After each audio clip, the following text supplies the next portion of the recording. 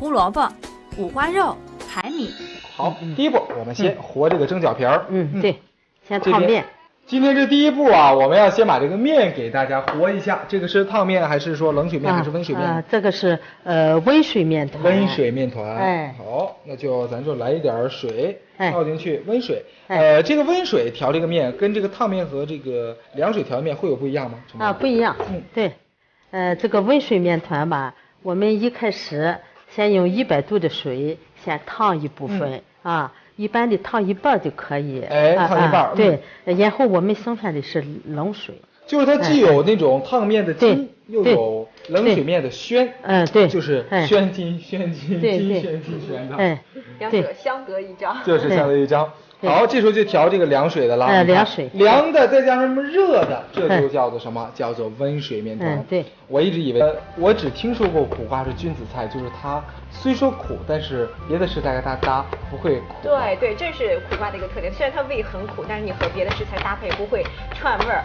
所以说夏天吃点苦味儿呢，一方面可以提高我们的食欲，另一方面呢，可以很好的清热解暑。没错，就是因为有这些营养，所以今天陈妈妈就打算用苦瓜给大家来做蒸饺了。对。咱们刚才在很努力的说，陈妈妈在很努力的在揉，就是，这边呢陈妈妈已经揉好了，接下来我们做点什么呢？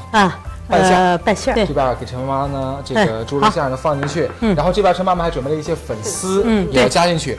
陈妈妈为什么要加粉丝？你说说看。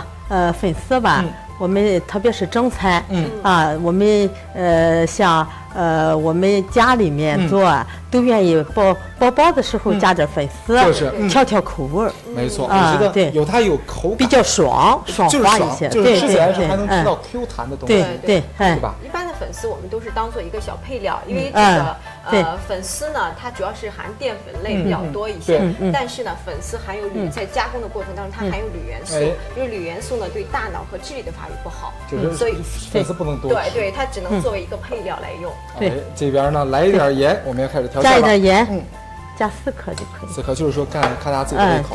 对还是要给它上劲。对。好，我们把它拌匀，拌匀以后吧，我们加点酱油。好，来点酱油。好，来一点。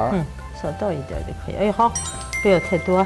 太多那个颜色有点深。OK，你看这个我没掌握，有点深了。不要紧，一会儿还要加菜嘛。加菜，好，这样再调一调它。对。我们再放什么？把苦瓜先放进去。苦瓜都切好丁的。我放这里面吧，把它拌一下。OK， 我要这边都给您倒进去，是不是？拌一下。 OK， 好。加上点油。海米呢？海米不要，稍后再加。加点油。放到油。OK。这边放这个油主要是怎么样？拌一下。口味没有，可能失去这种吃苦瓜的乐趣。但正是因为它的苦味，它才有这种药用价值。就是夏天大家容易中暑啊、发热啊、身上起痱子啊，或者口舌生疮、上火。这时候吃点苦瓜就有很好的这种药食两用的这种作用。没错，很好的。对，这边陈妈妈把这个馅儿给大家调好了，那这个时间呢，就到我们这个做蒸饺的很关键的一步，包饺子。对，马上陈妈妈教你包。这时候这个剂子是不是就正常向下这个饺子皮上下就可以了？下剂子。好，下剂子。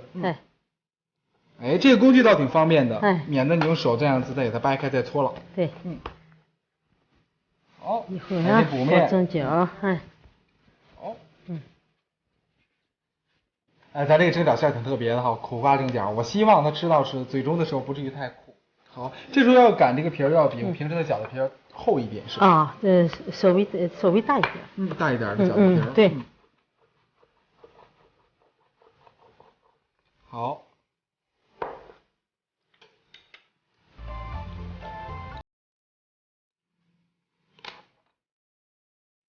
你看哈，这个蒸饺吧，一般的都是这样包。今天我教大家做个特殊的。这样子用这个两边这样子来搭边这样子来做。对。好像是包那个圆包的一样。但是包到一半的时候再把它捏起来。把它捏起来。你看，其实我们今天这个饺子也算是一个创意的这种小眉毛的造型。对。蛮可爱的还。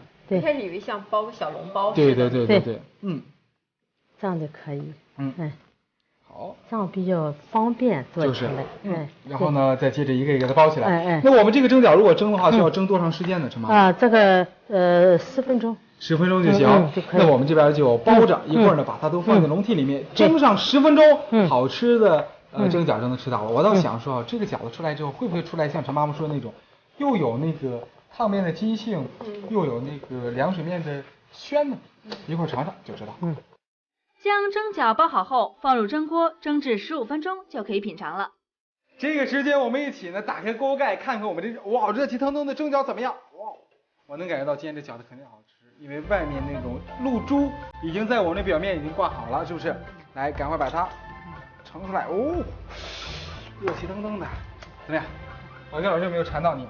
当然。来，尝尝看，来看一看这饺子好不好吃？